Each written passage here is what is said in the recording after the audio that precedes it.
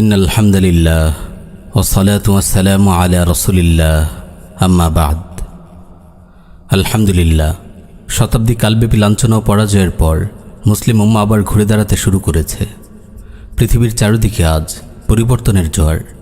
খোরাসানে উম্মার বীর মুজাহিদিনের প্রবল উত্থান গোটা মুসলিম বিশ্বের হৃদয়ে ই'দাদ ও জিহাদের নতুন প্রেরণা সৃষ্টি করেছে।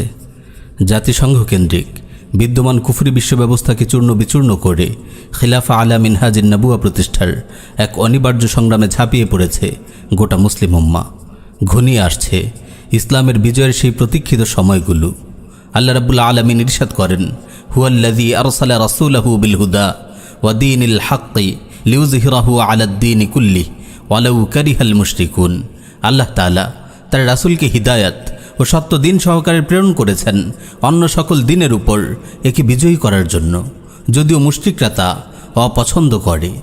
প্রিয় ভাই ও বোনেরা, আপনাদের মনে প্রায় একটি প্রশ্ন উদিত হয়, বিশ্বব্যাপী ইকামাতে দ্বীনের এই সংগ্রামে আপনি কিভাবে যোগ দিবেন, কিভাবে একাত্ম হবেন উম্মার পুনর্জাগরণের এই বিপ্লবী জোয়ারের সঙ্গে? প্রিয় ভাই ও বোনেরা, উম্মার সচেতন তরুণেরা, উম্মার এই পুনরুত্থানের মিছিলে সামিল হতে হলে আপনাকে প্রথমে বিদ্যমান কুফরি বিশ্ব ব্যবস্থাকে বুঝতে হবে। কিভাবে গণতন্ত্রের নামে, মানবাধিকারের নামে, নারী স্বাধীনতার নামে কাফিররা উম্মার গলায় গোলামির শিকল পরিয়ে দিয়েছে।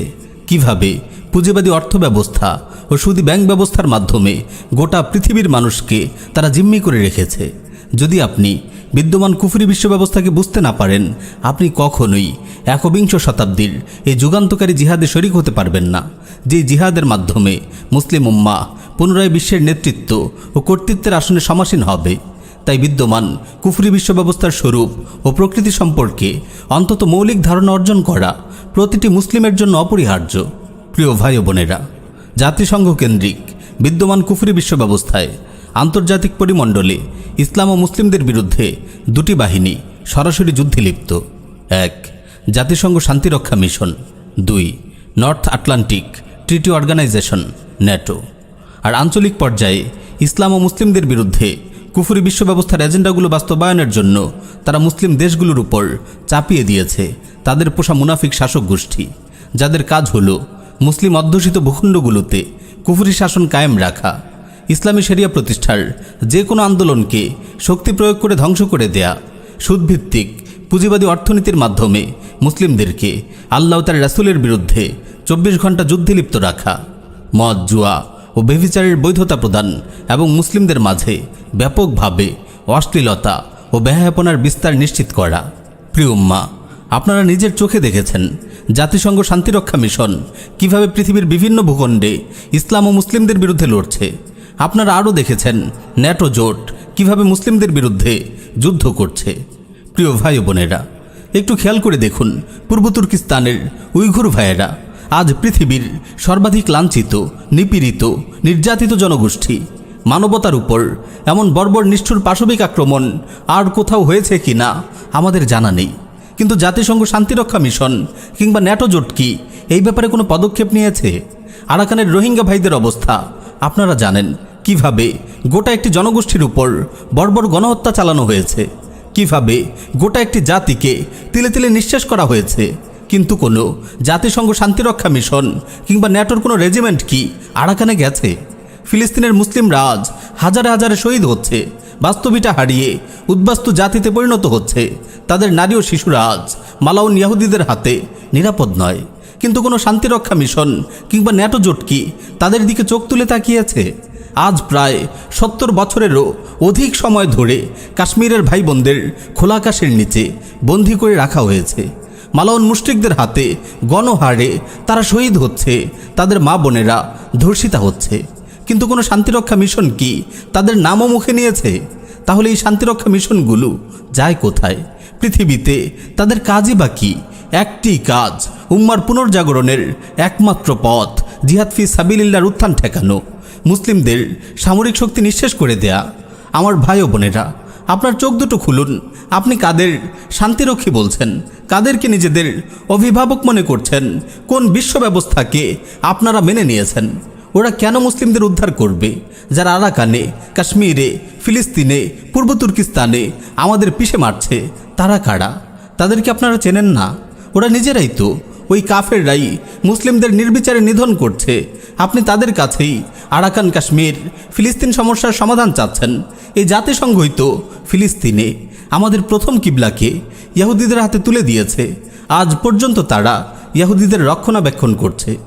এই তো গেল আন্তর্জাতিক পর্যায়ে বিদ্যমান কুফরি বিশ্ব ব্যবস্থার হালচাল। আঞ্চলিক পর্যায়ে এই কুফরি বিশ্ব ব্যবস্থা কিভাবে কাজ করছে একটু ভেবে দেখুন তো। 90% মুসলিমের এই দেশে কেন কোরআনী শাসন নেই? কেন মুসলিমরা একটি নির্জলা শিরকি সংবিধানের আনুগত্য করতে বাধ্য হচ্ছে? কেন ক্ষুধাদ্রোহী সুদী অর্থ ব্যবস্থা এদেশে নির্বিবাদে চলছে? কিভাবে মুসলিমদের এই দেশে মদ, জুয়া ও বেভিচারের লাইসেন্স দেওয়া হয়? কিভাবে একটি মুসলিম দেশের আলিম ওলামাদের উপর ক্র্যাকডাউন চালানো হয়? কেন মুসলিমরাই নিজেদের দেশে তাগুত সরকারের হাতে জিম্মি? আমার ভাই, মুসলিম দেশগুলোর উপর চেপে বসা এই মুরতাদ শাসকগুলো আপনাদের ভোটে নির্বাচিত মনে হলেও তাদের ক্ষমতায় বসার পুরো প্রক্রিয়াটির নিয়ন্ত্রক কুফরি বিশ্ব ব্যবস্থা। তারা এই শাসক নির্বাচনের নামে তাদের পছন্দের পোষা কুকুর আমাদের পাহারায় নিযুক্ত করে, যাতে এদেশে কুফরি শাসন নিশ্চিত হয়। কোনো কুকুর তাদের কথা না শুনলে মিলিটারি কু কিংবা অর্থনৈতিক অবরোধ আরোপ করে তাকে ক্ষমতা থেকে লাথি মেরে সরিয়ে দেয়। এমন নজির আপনারা শত শত দেখেছেন। প্রিয় উম্মাহ, আমরা স্পষ্ট ভাষায় বলছি, যতদিন জাতিসংঘ কেন্দ্রিক এই কুফরি বিশ্ব ব্যবস্থা টিকে থাকবে, মুসলিম উম্মাহ ধীরে ধীরে চূড়ান্ত পতন ও ধ্বংসের দিকে এগিয়ে যাবে।